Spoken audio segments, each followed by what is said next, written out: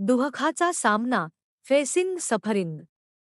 मानवी जीवनात दुःख हा एक अविभाज्य भाग आहे.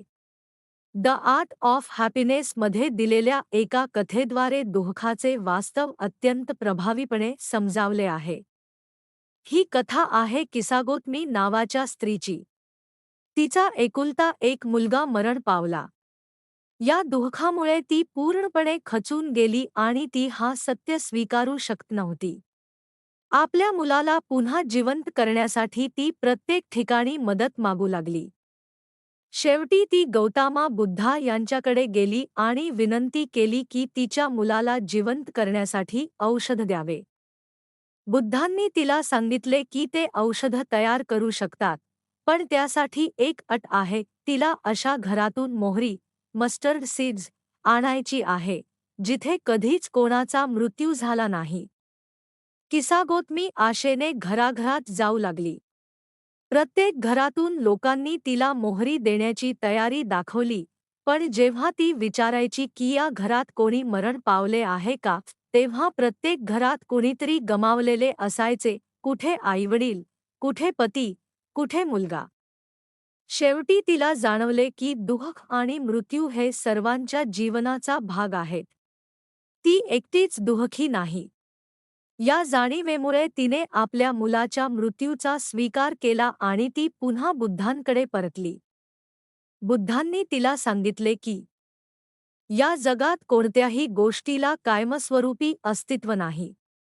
मृत्यू हा जीवनाचा अटळ नियम आहे. कथेचा संदेश. या कथेतून आपल्याला काही महत्त्वाचे धडे मिळतात. एक, दुःख सार्वत्रिक आहे.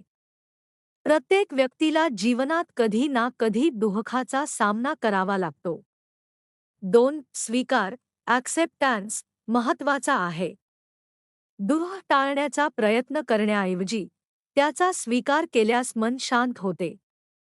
3. आपण एकटे नाही. आपल्या दुःखात आपण एकटे नाही, ही जाणीव आपल्याला धैर्य देते. 4. जीवन अनित्य आहे, इम्परमनेन्स. या जगात काहीही कायमचे नाही, हे समजणे म्हणजेच ख्या शांतीकडे जाण्याचा मार्ग आहे. निष्कर्ष. दुःख टाळता येत नाही, पण त्याकडे पाहण्याचा दृष्टिकोन बदलता येतो. जेव्हा आपण दुःखाला जीवनाचा एक भाग म्हणून स्वीकारतो, तेव्हा आपण अधिक मजबूत, समजूतदार आणि शांत बनतो. ही कथा आपल्याला शिकवते की दुःखाचा सामना करण्याचा सर्वोत्तम मार्ग म्हणजे त्याचा स्वीकार आणि त्यातून शिकणे. दुःख टाळण्याचे प्रयत्न आणि त्याचे परिणाम. मानवी जीवनात दुःख अटळ आहे, पण त्याचा स्वीकार करणे आपल्याला नेहमीच सोपे वाटत नाही. द आर्ट ऑफ हॅपीनेस मध्ये सांगितल्याप्रमाणे प्रत्येक व्यक्ती दुःख टाळण्यासाठी वेगवेगळ्या पद्धती वापरते, पण त्या तात्पुरत्या असतात. किसागोतमीच्या कथेमधून आपल्याला कळते की दुःख हे सर्वांनाच येते. पण ही जाणीव झाली तरीही दुःख पूर्णपणे नाहीसे होत नाही, फक्त त्याच्याशी झगडण्याची तीव्रता कमी होते. म्हणजेच स्वीकार केल्याने दुःख हलके होते, पण ते पूर्णपणे संपत नाही. दुःख टाळण्याचे मार्ग. लोक दुःख टाळण्यासाठी 2 प्रकारचे मार्ग वापरतात. एक, बाह्य मार्ग, एक्सटर्नल मेथड्स. दारू, ड्रग्स किंवा इतर व्यसनांचा वापर. काही वेळासाठी दुःख कमी होते, पण नंतर ते अधिक वाढते. 2. आंतरिक मार्ग, सायकोलॉजिकल डिफेन्सेस. नकार, डेनायल समस्या आहे हेच मान्य न करणे. विस्मरण, रिप्रेशन भावना दाबून ठेवणे. प्रोजेक्शन, प्रोजेक्शन स्वतःच्या समस्येसाठी इतरांना दोष देणे. उदाहरणार्थ, एखादी व्यक्ती म्हणते, मी दुःखी नाही, माझा बॉस किंवा पार्टनरच वाईट आहे. हे सर्व मार्ग काही काळासाठी मनाला शांत करतात, पण समस्या मुळातून दूर करत नाहीत. दुःख टाळण्याचे दुष्परिणाम. दुःख दडपून ठेवले तर ते नंतर अधिक तीव्र स्वरूपात बाहेर येते. याचे उदाहरण म्हणजे रँडल नावाचा व्यक्ती. त्याच्या वडिलांचे निधन झाले, पण तो स्वतःला मी ठीक आहे असे सांगत राहिला. त्याने आपल्या भावना दाबून ठेवल्या, पण 1 वर्षानंतर अचानक तो गंभीर नैराश्यात, डिप्रेशन, गेला. जेव्हा त्याने आपल्या दुःखाचा सामना केला आणि त्या भावना व्यक्त केल्या, तेव्हा त्याची स्थिती सुधारली. महत्वाचा संदेश: दुःख टाळणे शक्य नाही, ते फक्त लांबवता येते. दडपलेले दुःख नंतर अधिक मोठ्या समस्येत बदलते. समस्येपासून पळण्याऐवजी तिचा सामना करणे आवश्यक आहे.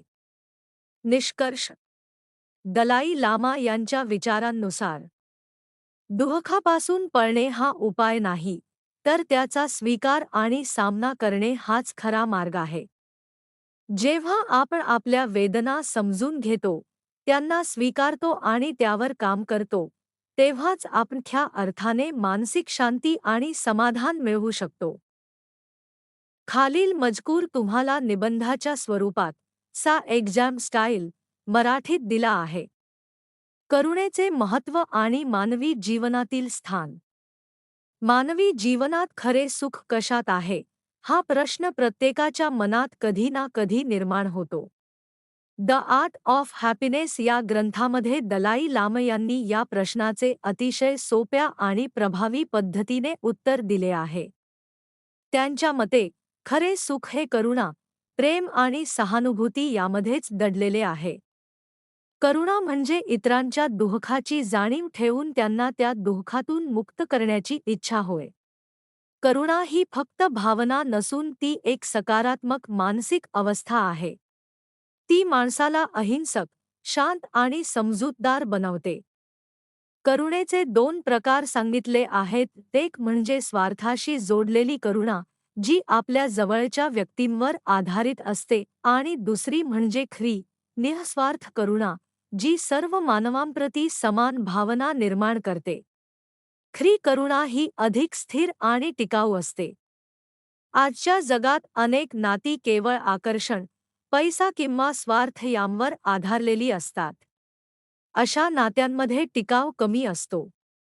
परंतु जे नाते प्रेम, आदर आणि समजूतदारपणावर आधारित असते, ते दीर्घकाळ टिकते. म्हणूनच नातेसंबंध मजबूत करण्यासाठी करुणा आणि सहानुभूती अत्यंत आवश्यक आहेत. सहानुभूती म्हणजे दुसऱ्याच्या जागी स्वतःला ठेवून विचार करणे. यामुळे आपण दुसऱ्याच्या भावना समजू शकतो आणि आपले वाद कमी होतात. उदाहरणार्थ, एखादा व्यक्ती चुकीचे वागला, तरी त्याच्या परिस्थितीचा विचार केला तर आपला राग कमी होतो आणि समजूत वाढते. याशिवाय, दुःख हे मानवी जीवनाचा अविभाज्य भाग आहे. कोणीही दुःखापासून मुक्त नाही. त्यामुळे दुःख टाळण्याचा प्रयत्न करण्याऐवजी त्याला सामोरे जाणे आवश्यक आहे. समस्यांना टाळल्यास त्या वाढतात, परंतु त्यांना धैर्याने सामोरे गेल्यास त्यावर उपाय शोधता येतो. शेवटी, करुणा ही केवळ इतरांसाठीच नाही तर स्वतःच्या आनंदासाठीही महत्त्वाची आहे. करुणामय जीवन जगणारा व्यक्ती अधिक शांत, समाधानी आणि आनंदी असतो. त्यामुळे प्रत्येकाने आपल्या जीवनात करुणा, प्रेम आणि सहानुभूती यांचा स्वीकार करून खऱ्या सुखाचा शोध घ्यावा. खालील उतायावर आधारित तुम्हाला मराठीमध्ये सा एक्झामसाठी योग्य निबंध स्वरूप देत आहे. मानवी जीवनातील दुःख आणि त्याचा स्वीकार.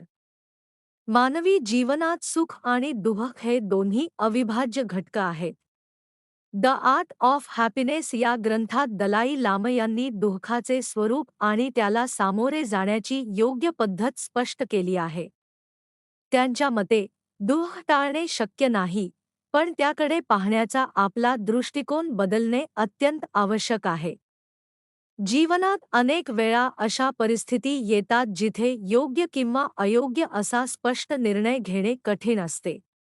उदाहरणार्थ, एखाद्या गर्भातील बाळाला गंभीर आजार असेल, तर त्या परिस्थितीत कोणता निर्णय योग्य आहे हे ठरवणे फार कठीण असते. अशा वेळी कोणताही निर्णय पूर्णपणे बरोबर किंवा चुकीचा नसतो. त्यामुळे व्यक्तीच्या विचारसरणी, संस्कार आणि परिस्थितीनुसार निर्णय घेतला जातो.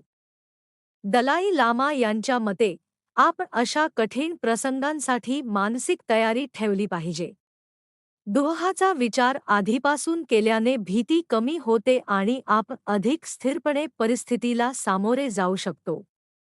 मात्र, ही मानसिक तयारी समस्येचे पूर्ण निराकरण करत नाही, ती फक्त आपल्याला त्या परिस्थितीला तोंड देण्याची ताकद देते.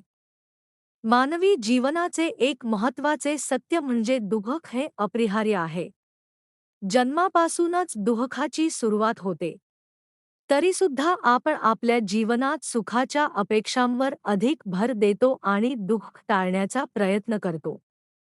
प्रत्यक्षात, आपल्या दैनंदिन जीवनात दुःख आणि असंतोष निर्माण करणाऱ्या गोष्टी अधिक असतात, तर आनंदाचे क्षण तुलनेने कमी असतात. म्हणूनच, दुःखाबद्दलचा आपला दृष्टिकोन बदलणे अत्यंत गरजेचे आहे. सामान्यतः आपण दुःखाला विरोध करतो आणि त्यापासून दूर राहण्याचा प्रयत्न करतो. परंतु जर आपण दुःखाला जीवनाचा एक भाग म्हणून स्वीकारले, तर त्याचा मानसिक ताण कमी होतो.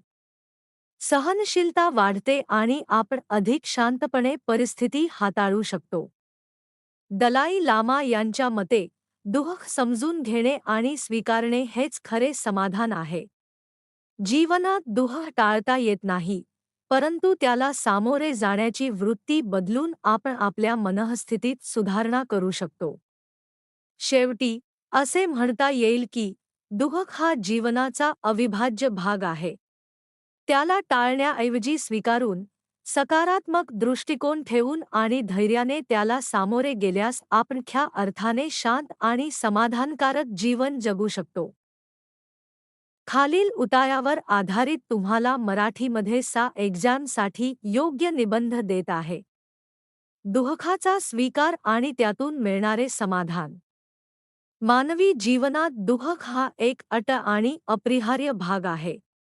द आर्ट ऑफ हॅपीनेस या ग्रंथामध्ये दलाई लामा यांनी दुःखाचा स्वीकार आणि त्याला सामोरे जाण्याची योग्य पद्धत स्पष्ट केली आहे. त्यांच्या मते, दुःखाचा विचार केवळ नकारात्मक नसून, योग्य दृष्टिकोनातून तो आपल्याला मानसिक आणि आध्यात्मिकदृष्ट्या अधिक मजबूत बनवू शकतो. दलाई लामा यांच्या मते, दुःखावर विचार करताना एक महत्त्वाची गोष्ट लक्षात ठेवावी लागते की, जर आपण फक्त दुःखावरच लक्ष केंद्रित केले आणि त्यातून मुक्त होण्याचा मार्ग विचारात घेतला नाही, तर ते नकारात्मक आणि निराशाजनक ठरू शकते. परंतु जर दुःखाला जीवनाचा एक भाग मानून त्याचा स्वीकार केला, तर ते आपल्याला आपल्या समस्यांकडे योग्य दृष्टिकोनातून पाहण्यास मदत करते. या उतायात दलाई लामा यांच्या वैयक्तिक आयुष्यातील अनुभवही सांगितले आहेत. त्यांच्या मोठ्या भावाच्या मृत्यूने त्यांना खूप दुःख झाले. त्यांनी त्या दुःखाचा स्वीकार केला, काही काळ त्याचा अनुभव घेतला आणि हळूहळू त्या भावनेतून बाहेर आले. यामध्ये त्यांनी कोणताही दिखावा न करता आपल्या भावनांना प्रामाणिकपणे व्यक्त केले. यावरून दिसून येते की, दुःखाचा स्वीकार म्हणजे भावना दडपून ठेवणे नव्हे, तर त्या नैसर्गिकरित्या अनुभवणे आणि नंतर त्यातून बाहेर पडणे होय. तसेच, मोठ्या दुःखाच्या प्रसंगी प्रत्येक व्यक्तीची प्रतिक्रिया त्यांच्या श्रद्धा आणि विचारसरणीवर अवलंबून असते. काही लोक पुनर्जन्मावर विश्वास ठेवतात, त्यामुळे त्यांना आपल्या प्रिय व्यक्तीचा पुनर्जन्म होईल या विचाराने दिलासा मिळतो. तर काही लोकांसाठी हा विचार लागू होत नाही, त्यामुळे त्यांना दुःखाचा स्वीकार करून पुढे जाण्याचा मार्ग शोधावा लागतो. दलाई लामा यांच्या शिकवणीनुसार, दुःख टाळणे शक्य नाही, पण त्याकडे पाहण्याची आपली वृत्ती बदलणे आपल्या हातात आहे. दुःखाचा स्वीकार केल्यास मन अधिक शांत होते आणि जीवनातील कठीण प्रसंगांना सामोरे जाण्याची ताकद मिळते. शेवटी, असे म्हणता येईल की, दुःख हे जीवनाचे वास्तव आहे. त्यापासून पळ काढण्याऐवजी त्याचा स्वीकार करून, धैर्याने आणि सकारात्मक दृष्टिकोनाने त्याला सामोरे गेल्यास आपण खऱ्या अर्थाने मानसिक समाधान आणि स्थैर्य प्राप्त करू शकतो. जर हवं असेल तर मी याच्यावर व्हेरी शॉर्ट आन्सर 3 ते 5 मार्क्स किंवा फुल chapter summary, complete revision notes किंवा तुमच्या परीक्षेसाठी एक्सपेक्टेड क्वेश्चन्स आन्सर्स पण तयार करून देऊ शकतो.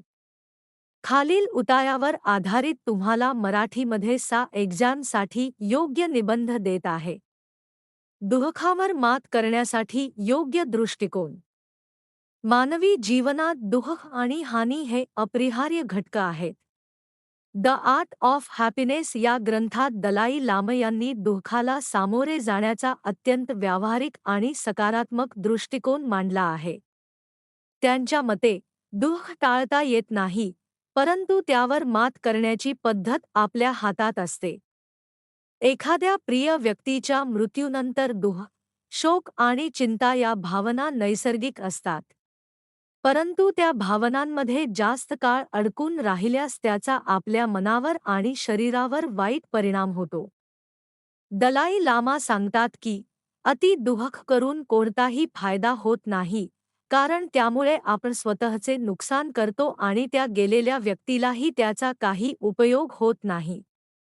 त्यांच्या मते जर आपण खरोखर त्या व्यक्तीवर प्रेम करत असू तर तिच्या इच्छांची पूर्तता करणे हाच तिच्या आठवणी जपण्याचा सर्वोत्तम मार्ग आहे. म्हणजेच दुःखात अडकून न राहता शांत मनाने पुढे जाणे आवश्यक आहे. तसेच दुःखाच्या प्रसंगी आपण एकटेच दुःखी आहोत असे वाटू लागते. पण प्रत्यक्षात अनेक लोक अशाच किंवा अधिक कठीण परिस्थितीतून जात असतात. जर आपण इतरांच्या दुःखाचा विचार केला तर आपले दुःख कमी वाटते आणि मनाला थोडा आधार मिळतो. यामुळे एकाकीपणाची भावना कमी होते. आजच्या आधुनिक समाजात, विशेषतः श्रीमंत देशांमध्ये, लोक दुःखाला स्वीकारण्याची सवय कमी झाली आहे. कारण तिथे भौतिक सुविधा जास्त असल्यामुळे दुःख कमी दिसते. त्यामुळे जेव्हा एखादी समस्या किंवा दुःख येते, तेव्हा ते लोकांना असह्य वाटते. उलट गरीब किंवा विकासशील देशांमध्ये लोक दुःखाला जीवनाचा एक भाग म्हणून स्वीकारतात, त्यामुळे त्यांची सहनशक्ती अधिक असते. दलाई लामा यांच्या मते दुःखाला असामान्य समजण्याऐवजी जीवनाचा नैसर्गिक भाग म्हणून स्वीकारले पाहिजे. हा दृष्टिकोन बदलल्यास दुःखाची तीव्रता कमी होते आणि आपण अधिक शांतपणे जीवन जगू शकतो. शेवटी असे म्हणता येईल की दुःखावर मात करण्यासाठी योग्य दृष्टिकोन, संयम आणि समजूतदारपणा आवश्यक आहे. दुःख टाळण्याऐवजी त्याचा स्वीकार करून सकारात्मक विचारांनी पुढे जाणे हेच खरे जीवनाचे तत्त्व आहे. जर हवं असेल तर मी या पूर्ण चॅप्टर 8चा कंप्लीट समरी, रिव्हिजन नोट्स किंवा इम्पॉर्टंट क्वेश्चन्स आन्सर्स किंवा short points for exam revision, एक पेज नोट्स तुमच्यासाठी तयार करू शकतो. खालील उतायावर आधारित तुम्हाला मराठीमध्ये एक्झामसाठी योग्य निबंध देत आहे. दुःख, दोषारोप आणि योग्य जीवनदृष्टी. मानवी जीवनात दुःख हे अटळ सत्य आहे. द आर्ट ऑफ हॅपीनेस या ग्रंथात दलाई लामा यांनी दुःखाकडे पाहण्याची योग्य दृष्टी स्पष्ट केली आहे. त्यांच्या मते दुःख टाळण्याचा प्रयत्न करण्याऐवजी त्याचा स्वीकार करणे आणि योग्य प्रकारे त्यावर मात करणे आवश्यक आहे. आजच्या काळात, विशेषतः आधुनिक समाजात, लोक दुःखासाठी कोणाला तरी दोष देण्याची सवय लावून घेतात. जर एखादी व्यक्ती दुःखी असेल तर ती स्वतःला बळी समजते आणि त्यासाठी सरकार, कुटुंब, समाज किंवा इतर व्यक्तींना जबाबदार धरते. काही वेळा व्यक्ती स्वतःलाच दोष देते आणि आपल्या दुःखाचे कारण स्वतःमध्ये शोधते. परंतु सतत दोषारोप करत राहिल्यास राग, निराशा आणि असंतोष वाढतो, ज्यामुळे दुःख अधिक वाढते. खरे तर प्रत्येक व्यक्तीला आनंदी राहण्याचा आणि दुःखापासून मुक्त होण्याचा अधिकार आहे. त्यामुळे दुःखाची कारणे शोधणे आणि त्यावर उपाय करणे हे आवश्यक आहे. परंतु जर आपण दुःखाला असामान्य किंवा अन्यायकारक समजून त्याला नाकारले, तर आपण त्याच्या मूळ कारणांपर्यंत कधीच पोहोचू शकत नाही. दलाई लामा यांच्या मते दुःख हे जीवनाचा नैसर्गिक भाग आहे.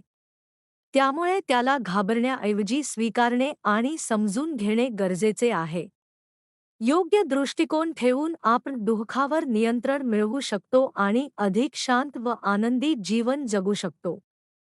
शेवटी असे म्हणता येईल की दोषारोप करण्याऐवजी स्वतःमध्ये बदल घडवून आणणे आणि दुःखाचा स्वीकार करणे हाच खऱ्या आनंदाचा मार्ग आहे. योग्य विचारसरणी आणि सकारात्मक दृष्टिकोन यामुळे आपण जीवनातील अडचणींवर सहजपणे मात करू शकतो.